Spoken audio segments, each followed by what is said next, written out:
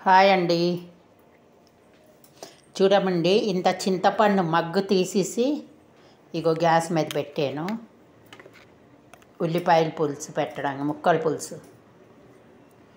ఉల్లిపాయలు ఆనపకాయ వేస్తాను ములంకాడ. చూడండి మరుగుతున్నది మగ్గు. చింతపండు మగ్గు తీసేసాను. పులుసు ఎంత కావాలో అంత పొయ్యి మీద పెట్టేసాను. ఇగో మరుగుతున్నది. అందులో పసుపు వేసాను, ఉప్పు వేసాను, సరిపడా ఉప్పు. తర్వాత ముక్కలన్నీ పచ్చి వేస్తాను.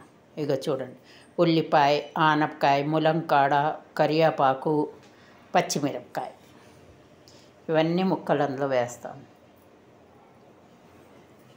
వేసి మరగనిస్తాను.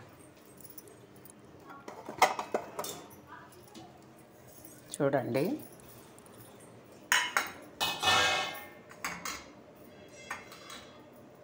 ఈ ఆనపకాయ తరిగి ఒక ముక్క, వంతు ముక్క వేసాను. ఇది ఆనపకాయ పెసరపప్పు వేసి పప్పు కూర వండుతాను, అది చూపిస్తాను. ఒక ముక్క పులుసులోకి, ఒక ముక్క అది, మిగతాదంతా పప్పు కూర వండడానికి పెసరపప్పు వేసి. ఇవన్నీ పచ్చివే వేసాను ముక్కల పులుసులో. మగ్గు తీసాను, ఎంత కావాలో అంత వేసాను. బెల్లం పులుసు అన్నమాట.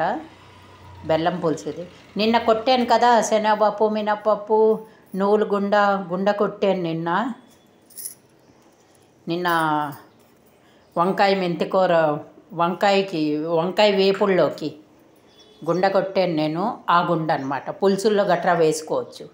శనగపప్పు, మినపప్పు, ఇంత మిరియాలు, నువ్వులు గుండ అవన్నీ వేసి గుండ కొట్టాను. ఇది బెల్లం. ఆ గుండ 3 చెంచాలు వేసాను. ఇగో బెల్లం ఒక 2 చెంచాలు, సరిపోతే కొంచెం వేయండి.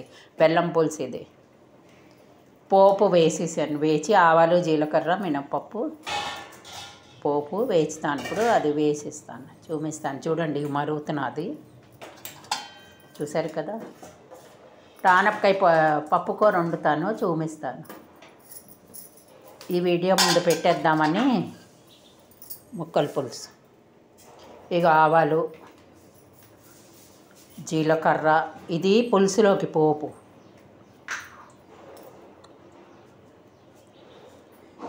జీలకర్ర నిన్న వంకాయ వేపుల్లోకి పొడి కొట్టాను కదా, ఆ పొడి పులుసులోకి చాలా బాగుంటుంది. మీకు పోపు తప్ప అన్నీ వేచక్కర్లేదు. ఆ పొడి వేసి చేసారనుకో భలే ఉంటుంది. ఇక మిరపకాయలు, కరివేపాకు వేసేసాను. ఆవాలు, జీలకర్ర, ఇంగువ, ఎండుమిర్చి, పోపు. ఈ పోపు ఇందులో వేసి మరిగించేస్తాను. చూసారు కదా, పోపు వేసాను. ఇక పులుసు మరిగిపోతున్నది. ములంకాడ, ఆనపకాయ, ఉల్లిపాయ, పచ్చిమిర్చి, కరివేపాకు వేసాను. నిన్న వేచి నువ్వుల పొడి అన్నీ వేసాను కదా వంకాయ వేపుల్లో, ఆ పొడి.